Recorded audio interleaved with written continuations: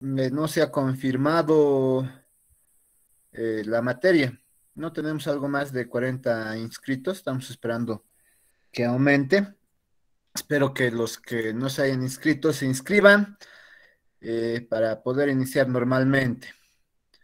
Pues bien, como les iba diciendo, el día de ayer habíamos trabajado un poquito con el aula que tenemos asignada para la materia.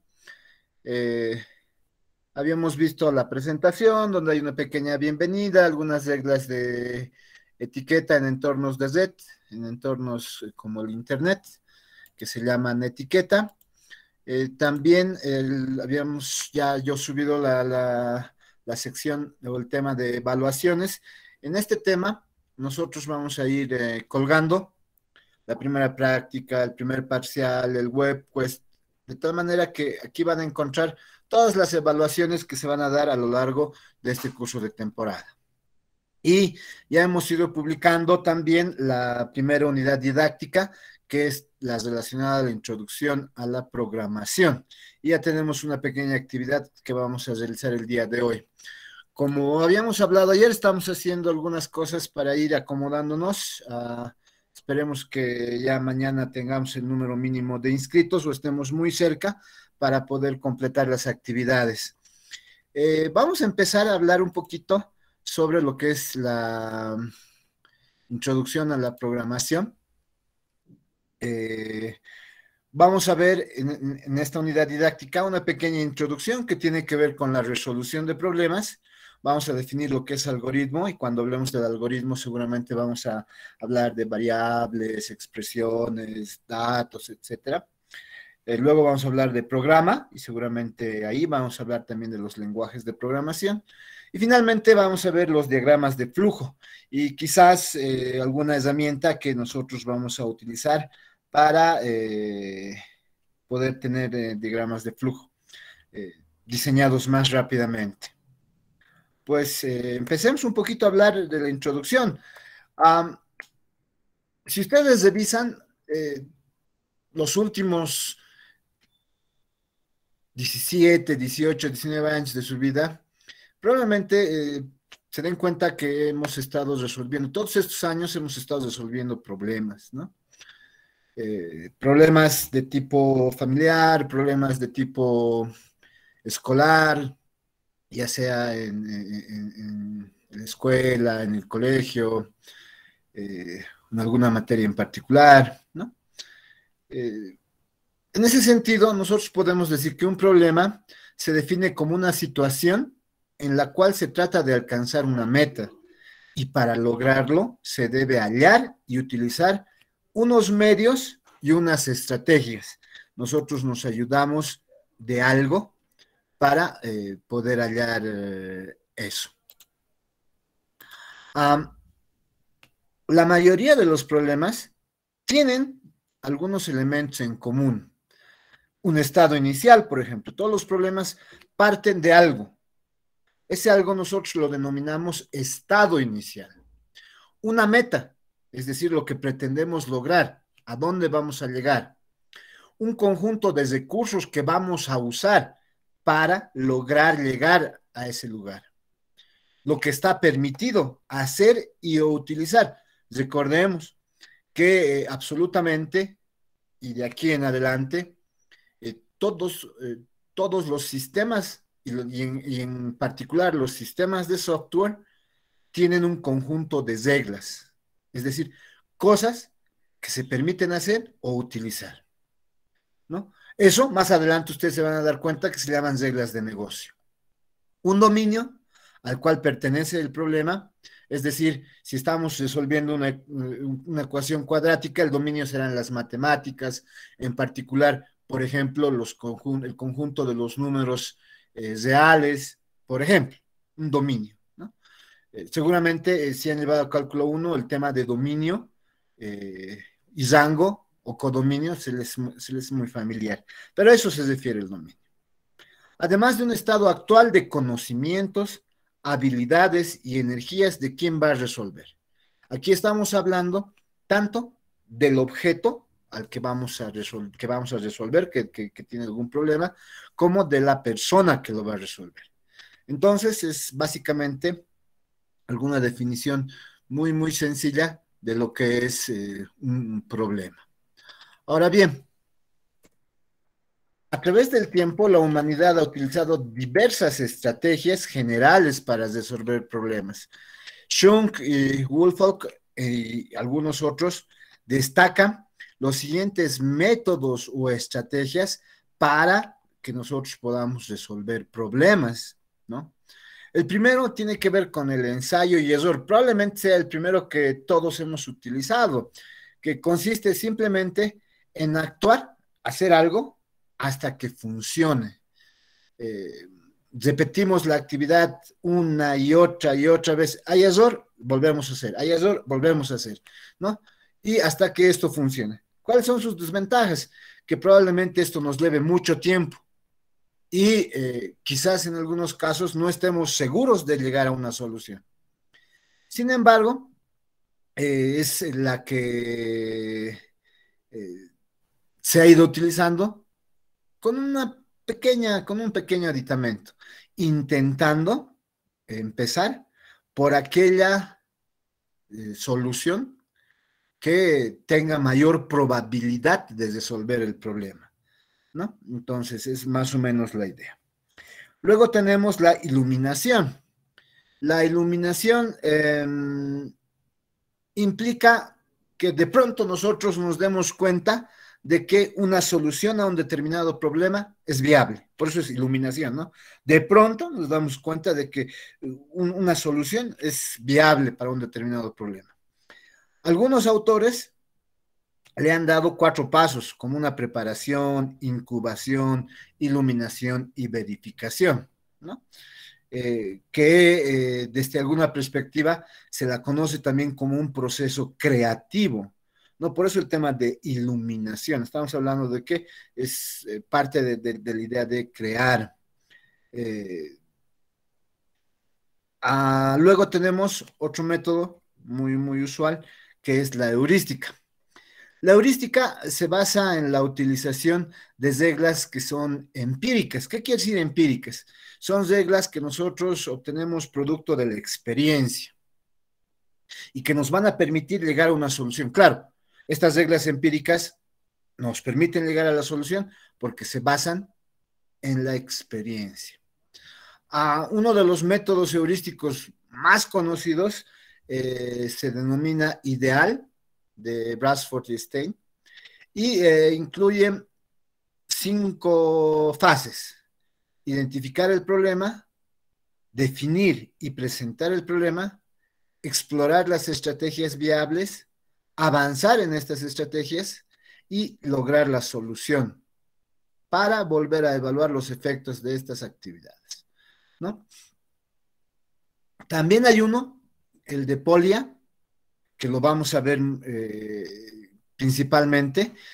Polya es un matemático, George Polya, que planteó un método heurístico para resolver problemas, que se aproxima mucho al ciclo utilizado para programar ordenadores, que es el que vamos a utilizar en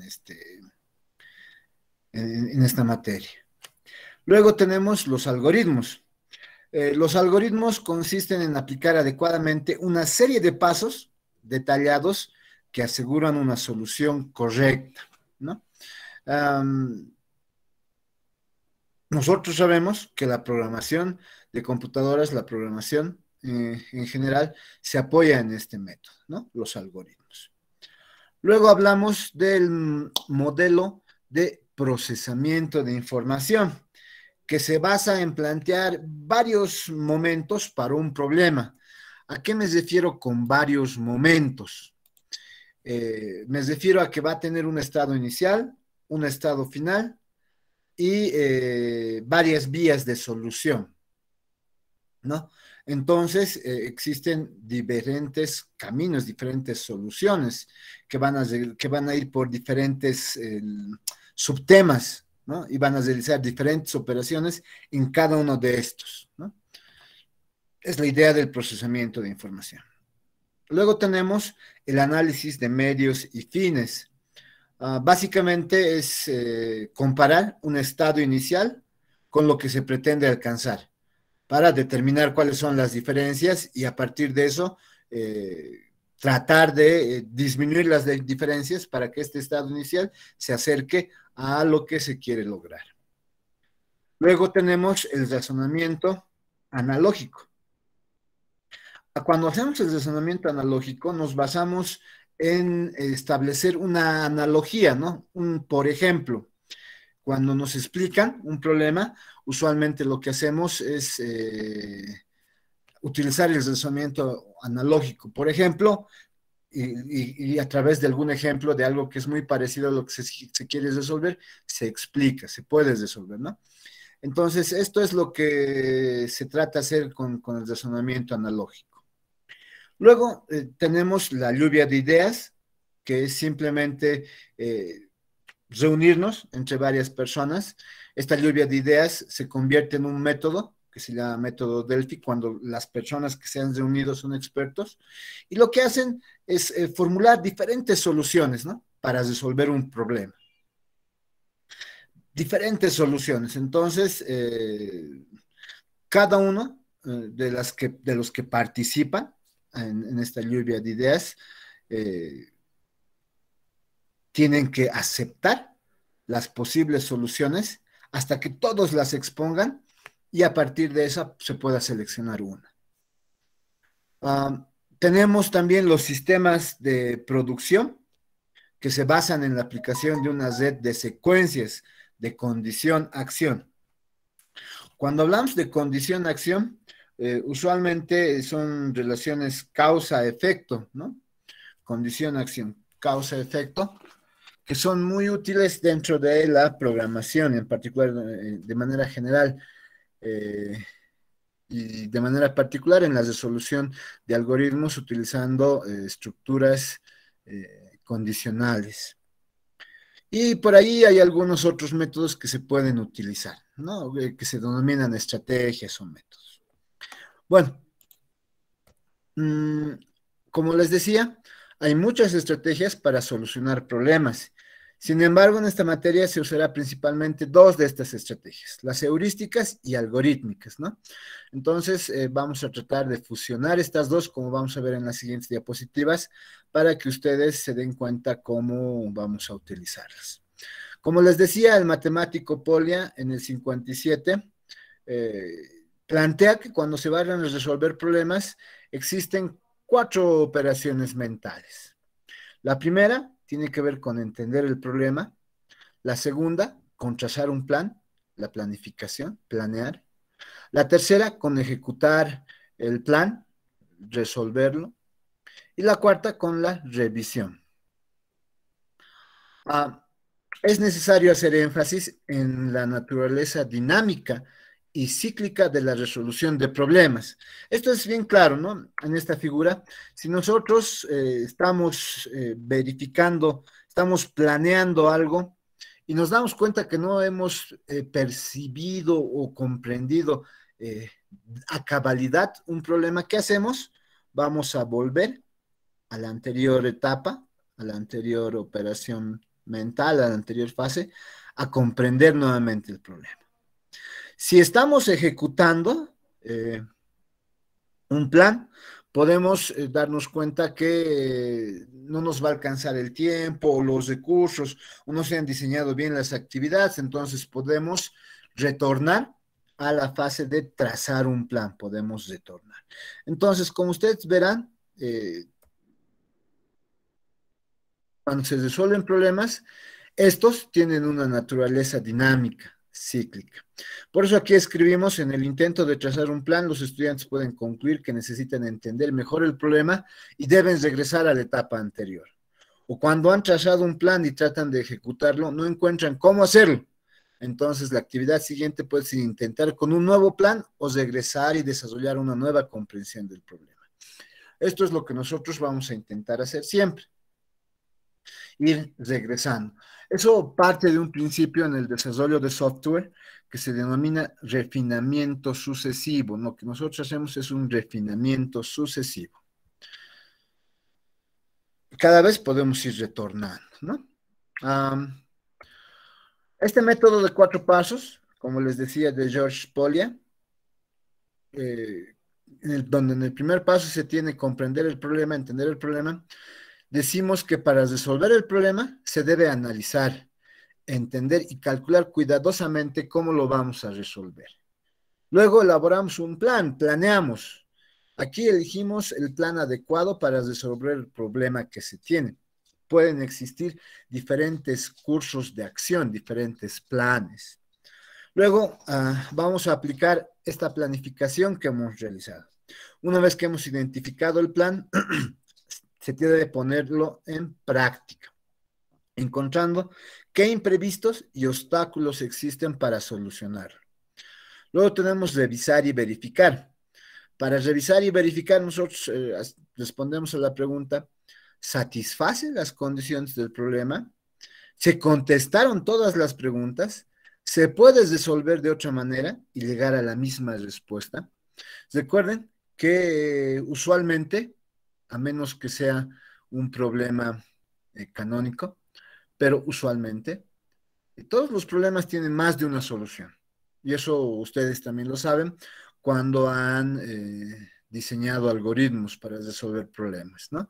No existe un único algoritmo. Probablemente problemas tipo, como la descomposición de dígitos o en algún caso el manejo o la generación de series que pueden seguir ciertos pasos definidos que se pueden reutilizar, pero usualmente los problemas generales siempre tienen diferentes formas de resolver el mismo problema, ¿no?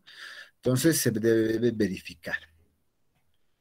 Y estos son los 4 pasos de George Polya que vamos a utilizar en este curso porque se acercan mucho a la programación de ordenadores. ¿Alguna pregunta hasta aquí? Preguntas, consultas, inquietudes. Somos 57 en el aula, pero como les decía en el grupo de WhatsApp, déjenme ver, somos alrededor de 39, 38, ¿no? Estamos esperando que se abra esta materia. Espero que se abra, sinceramente.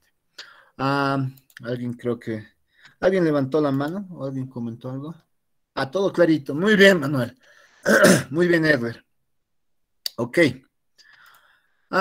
Veamos un ejemplito bien sencillo de cómo funciona. En un juego, el ganador obtiene una ficha roja. El segundo obtiene una ficha azul. El tercero, una ficha amarilla. Al final de varias rondas, el puntaje se calcula de la siguiente manera. Vamos a elevar al cubo la cantidad de fichas rojas, ¿no? Y a esa le vamos a adicionar el doble de las fichas azules. Y le vamos a restar el cuadrado de las fichas amarillas. Si Andrés llegó 3 veces en primer lugar, 4 veces de último y 6 veces de intermedio, ¿qué puntaje obtuvo? ¿Por dónde empezamos? Empezamos, como dice el método de Polya, por comprender el problema. Tenemos que analizar, entender y calcular cuidadosamente. Entonces, leemos detenidamente el problema, eso es lo que hemos hecho. ¿Cuántos colores de fichas se reparten? ¿Cuántos colores de fichas se reparten? Rojas. ¿Qué más? Azules. Amarillas. Amarillas, ¿no? Exacto. 3 se reparten. Ahora, cuando ganas, ¿cuántas fichas rojas te dan? Una. Una. Cuando vas de segundo, una ficha azul. Y cuando vas de tercero, una amarilla, ¿no? Entonces, cada uno de ustedes, si va a participar de este juego, si gana, tiene una ficha roja. Si va de segundo, tiene una ficha azul. Y si va de tercero, tiene una ficha amarilla. Ahora, Lo que queremos saber, ¿qué es? ¿Cuántas fichas rojas, azules y amarillas obtuvo Andrés? Eso ya nos han dicho, ¿no? Andrés ha llegado 3 veces en primer lugar. Ah, entonces tiene, ¿cuántas fichas rojas? 3. 3. 4 veces de último. ¿Cuántas fichas amarillas tiene? 4. 4. Y 6 veces de intermedio. ¿Cuántas fichas azules? 6. 6. ¿No ve? Eso es lo que estamos diciendo. ¿Cuántas fichas rojas, azules y amarillas? Y por último, ¿qué pregunta el problema? ¿Qué es lo que nos piden hallar? ¿Cuál es el puntaje que ha obtenido? ¿Lo ve? Sí, al final del juego. ¿Y cómo se obtiene ese puntaje? Aquí nos dice, ¿no? El puntaje se calcula de la siguiente manera. Ahí nos da una reglita, ¿no? La regla que decíamos. Entonces, planeamos. ¿En qué consiste planear? Elaborar un plan, la planeación. Vamos a ver un plan adecuado para resolver el problema que tenemos. Ya, entonces, ¿qué debemos hacer? Debemos calcular al cubo de la cantidad de fichas rojas. Luego, el doble de las fichas azules. Y finalmente, el cuadrado de las fichas amarillas. Eso tenemos que calcular. Entonces, para hallar el puntaje que obtiene Andrés por sus legadas de primero, calcular el cubo de las fichas rojas. Eso nos dice. Hay que calcular el cubo de las fichas rojas. Aquí está. Luego, para hallar el puntaje por sus legadas, en segundo lugar, calcular el doble de la cantidad de fichas azules. Se adiciona el doble de fichas azules, lo que decíamos. Y para hallar el puntaje que pierde por sus legadas en último lugar, calcular el cuadrado de la cantidad de fichas amarillas. ¿Por qué decimos pierde? Porque aquí en la regla nos dice, al cubo de la cantidad de fichas rojas se adiciona el doble de fichas azules. Se le suma. Y se descuenta, pierde el cuadrado de las fichas amarillas, ¿no? Esa es la idea. ¿Qué más? Para hallar el puntaje total debemos calcular la suma de los puntajes por las fichas rojas y azules y restarle los puntos de las fichas amarillas, del cálculo que hemos hecho con las fichas amarillas. Luego vamos a la siguiente etapa, es resolver, aplicar el plan, ¿no? Identificado el plan, hay que ponerlo en práctica, ¿no? ¿Qué dice el plan? Tenemos que calcular la cantidad de fichas rojas, la cantidad de fichas azules, la cantidad de fichas amarillas, y luego tenemos que sumar y restar. Entonces, ¿qué decía la regla? Para hallar la cantidad de puntos, se eleva al cubo el número de fichas rojas. Entonces, Andrés tenía 3 fichas rojas, 3 fichas azules, que son en el primer lugar. 3 fichas rojas es el primer lugar, eso veremos. 3 veces en primer lugar, sí, es una ficha roja, está bien. Entonces tenemos 3 al cubo, eso es 27 puntos. Segundo lugar, tiene 6 fichas azules. Eso hemos dicho que es, para el segundo lugar, calcular el doble de la cantidad de fichas azules. El doble es 6 por 2, 12 puntos. Y luego las fichas amarillas están en tercer lugar, es el cuadrado de la cantidad de fichas amarillas. 4 es el número de fichas amarillas que obtuvo, al cuadrado son 16 puntos. Y finalmente dice, para hallar el puntaje total, calcular la suma de los puntajes por las fichas rojas y azules y restarle los puntos de las fichas amarillas. Eso es lo que vamos a hacer. El total de puntos de las rojas es 27, más el total de puntos de las azules son 12, tenemos 39 puntos. A esto le vamos a restar el resultado de las fichas amarillas, que es 16. 39 menos 16, 23 puntos. Hemos ejecutado el plan. Por último, revisar y verificar.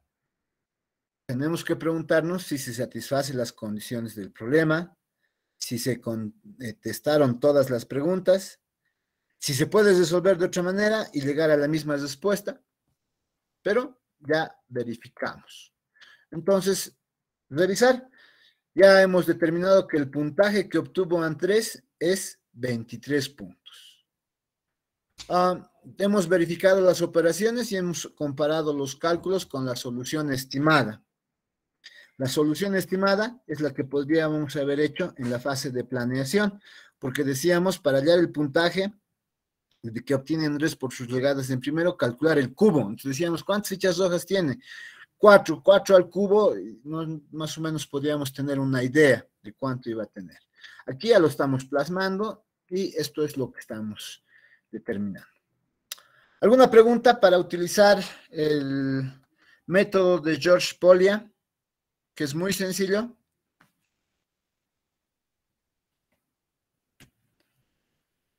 Ok. Usualmente, estamos explorando actividades que vamos a realizar en el aula de Classroom y lo vamos a ir haciendo de manera secuencial, de a poquito. Usualmente yo tengo foros de discusión donde pongo una pregunta o tengo una actividad tipo Flipped Classroom, donde existe un video y ustedes tienen que resolver ciertos problemas. Entonces, son las dos actividades que tengo. Si ustedes observan, acá yo tengo el foro de discusión. ¿Qué me dice? Estimados participantes, se les pide utilizar el método de los 4 pasos de Polya, de George Polya, para resolver el siguiente problema. ¿Cuál es el problema? En la Academia de las Ciencias Sociales hay 2 grupos de materias. Geografía, con 124 alumnos, Historia con 220, y Educación Ambiental con 185. Si hay 25 alumnos que estudian Geografía y Educación Ambiental, 37 que estudian Educación Ambiental e Historia, y ninguno toma las 3 materias, ¿cuántos alumnos tiene la academia? Entonces, ustedes tienen que responder. Pero cuando utilizamos este foro de discusión, ¿qué es lo importante también, además de resolver? Ustedes van a poder responder las respuestas, van a poder comentar las respuestas de sus compañeros, de tal manera que vayamos retroalimentando. Al final, yo voy a dar la solución, pero necesito que la entreguen. Y usualmente estos foros, estas actividades de autoevaluación, que pueden ser foros de discusión, actividades tipo Flipped Classroom, se realizan en el día, porque son actividades de tipo asincrónico, ¿no? Porque habíamos dicho que vamos a hacer cosas sincrónicas y cosas que son asincrónicas. Entonces, esta es una actividad asincrónica que se va a realizar en el día. ¿De acuerdo? Entonces, ustedes tienen que resolver. ¿Alguna pregunta? Preguntas, Perdón, preguntas. licenciado, una preguntita. Con respecto a Dale. este foro de discusión, entonces, ahora mismo, o bueno, técnicamente hoy, tendríamos que plantear nuestra respuesta o solución con este problema, ¿verdad? Sí, así es, así es. Ya, entonces solo lo Utilizando el tendríamos método que de dejar Paul. como... Ya, entonces, lo tendríamos que dejar solo como comentario nada más. Aquí, cuando ustedes entran, les va a aparecer para responder la pregunta.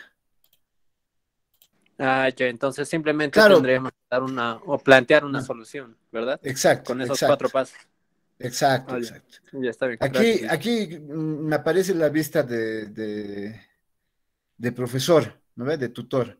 Y por eso no, va a variar un poquito en función de ustedes. ¿Ya? ¿Alguna otra Gracias, duda? Liz. Dudas, consultas, inquietudes.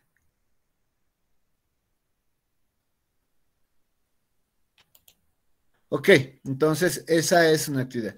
Como les he dicho, de a poco, estamos viendo, esperando que se animen sus compañeros a inscribirse y los que no se han animado se inscriban en el transcurso de hoy.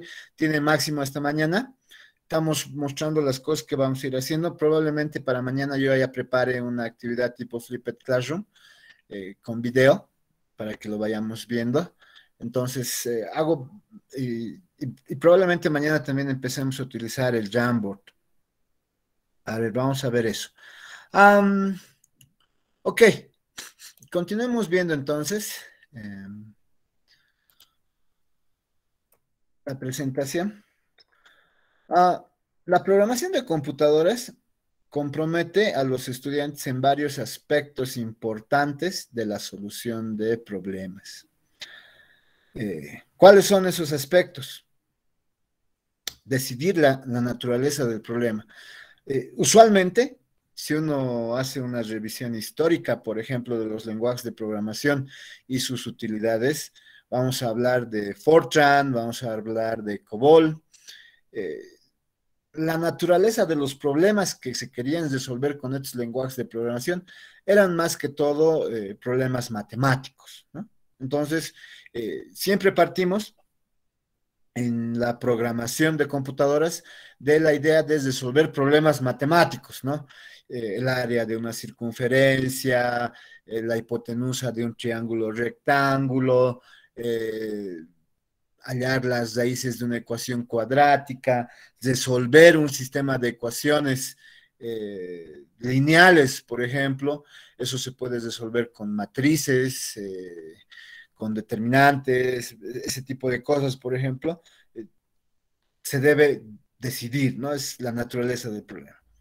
Luego debemos seleccionar una representación que nos ayude a resolverlo. Usualmente no lo hacemos casi nunca directamente en un lenguaje de programación. Usualmente utilizamos pseudocódigo, diagramas de flujo para resolver el problema.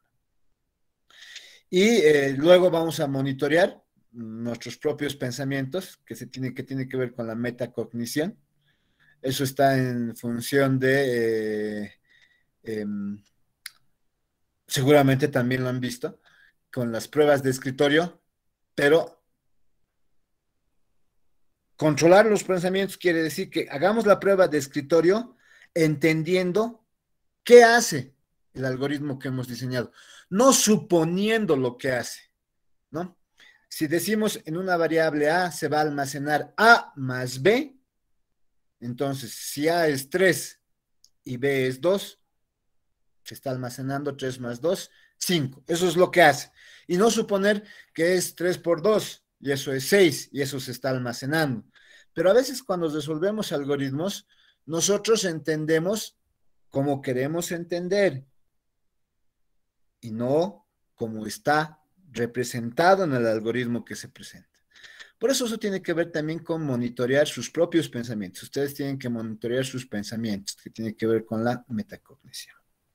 Y finalmente, utilizar estrategias para resolverlos, ¿no? La primera que hemos dicho, que es la estrategia de heurística, tiene que ver con un diseño de algoritmos que parte del divide y vencerás o el de fuerza bruta. Y habíamos hablado de muchos otros, como la programación dinámica o los algoritmos voraces, por ejemplo. Entonces, esas 4 cosas usualmente se consideran, ¿no?, cuando se solucionan problemas para la programación de computadoras. Existen numerosos autores de libros de programación que, como les decía, plantean 4 fases para elaborar un procedimiento que realice una tarea específica. ¿Cuáles son esas 4 fases? Analizar el problema, que si ustedes observan, se relaciona mucho con el método de Polya, que es entender el problema. Diseñar un algoritmo, que es trazar un plan. Cuando diseñamos el algoritmo, lo hacemos utilizando pseudocódigo, pseudolenguaje o diagramas de flujo.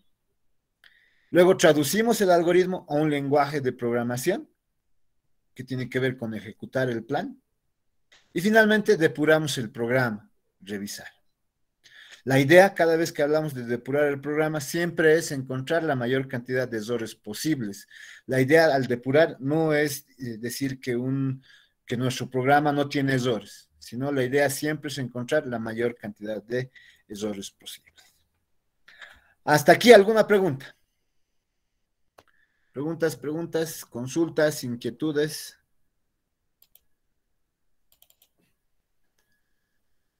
Todo está claro. Ya. Entonces, el día de hoy vamos a hacer esa actividad asíncrona, nuevamente esperando. ¿Qué ocurre? ¿Por qué no estamos apretando mucho el paso? Porque en realidad probablemente haya gente que no se ha inscrito, que se va a inscribir recién y que nos va a encontrar con el material ya demasiado avanzado. Yo ya mañana voy a avanzar porque presumo que es el último día de inscripción y ya vamos a tener resultados finales y además vamos a estar seguros de si se está o no abriendo esta materia. Entonces ya no va a haber vuelta a quedar. Y ya mañana es el día de. Así que los que están esperando que ya empecemos a resolver ejercicios, les pido un poco de paciencia. Ya mañana vamos a entrar un poco más a detalle con algunos aspectos de la materia. ¿Está bien?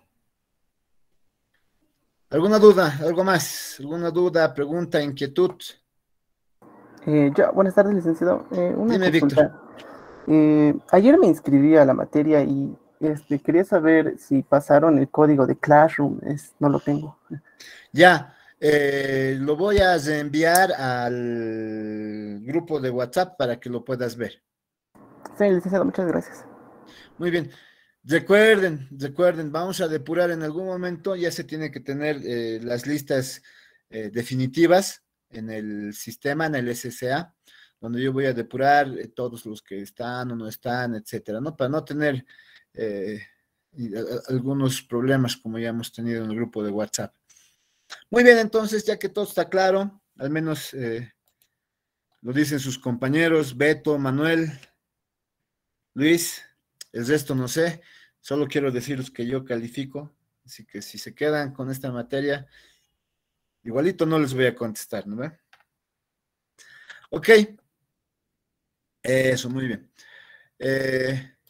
Si no hay nada más, estoy deteniendo la grabación.